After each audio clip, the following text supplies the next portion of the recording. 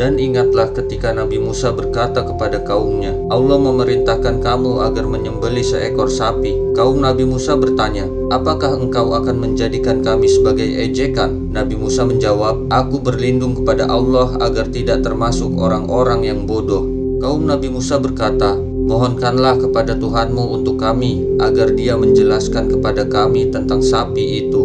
Nabi Musa menjawab, Allah berfirman bahwa sapi itu tidak tua dan tidak muda, tetapi pertengahan antara itu. Maka kerjakanlah apa yang diperintahkan kepadamu. Kaum Nabi Musa berkata, mohonkanlah kepada Tuhanmu untuk kami agar Dia menjelaskan kepada kami apa warnanya. Nabi Musa menjawab, Allah berfirman bahwa sapi itu adalah sapi yang kuning tua warnanya, yang menyenangkan orang-orang yang memandangnya.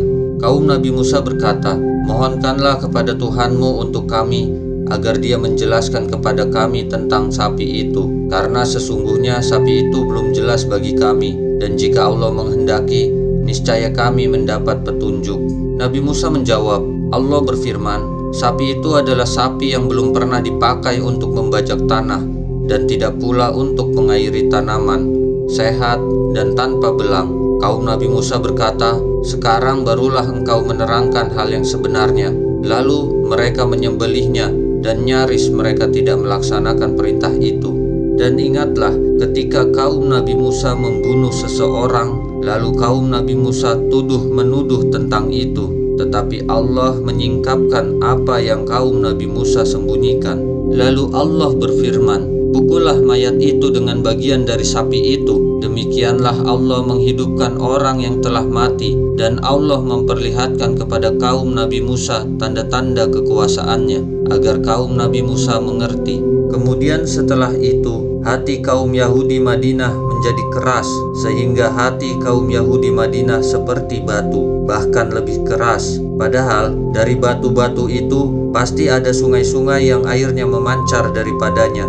Ada pula yang terbelah lalu keluar mata air darinya, dan ada pula yang meluncur jatuh karena takut kepada Allah, dan Allah tidaklah lengah terhadap apa yang kamu kerjakan.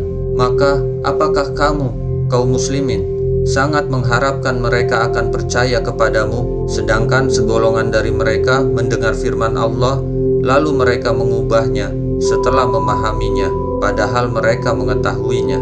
Dan apabila kaum Yahudi Madinah berjumpa dengan orang-orang yang beriman, kaum Yahudi Madinah berkata, kami telah beriman. Tetapi apabila kembali kepada sesamanya, kaum Yahudi Madinah bertanya, apakah akan kamu ceritakan kepada mereka apa yang telah diterangkan Allah kepadamu, sehingga mereka dapat menyanggah kamu di hadapan Tuhanmu? Tidakkah kamu mengerti?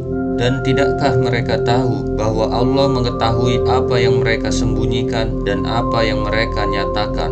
Dan di antara kaum Yahudi Madinah ada yang buta huruf, tidak memahami kitab Taurat kecuali hanya berangan-angan, dan mereka hanya menduga-duga. Maka celakalah orang-orang yang menulis kitab dengan tangan mereka sendiri, kemudian berkata, ini dari Allah, dengan maksud untuk menjualnya dengan harga murah. Maka celakalah mereka karena tulisan tangan mereka, dan celakalah mereka karena apa yang mereka perbuat. Dan kaum Yahudi Madinah berkata, neraka tidak akan menyentuh kami kecuali beberapa hari saja. Katakanlah Nabi Muhammad, sudahkah kamu menerima janji dari Allah sehingga Allah tidak akan mengingkari janjinya?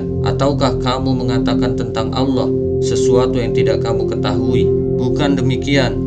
Barang siapa berbuat keburukan dan dosanya telah menenggelamkannya, maka mereka itu penghuni neraka, mereka kekal di dalamnya. Dan orang-orang yang beriman dan mengerjakan kebajikan, mereka itu penghuni surga, mereka kekal di dalamnya.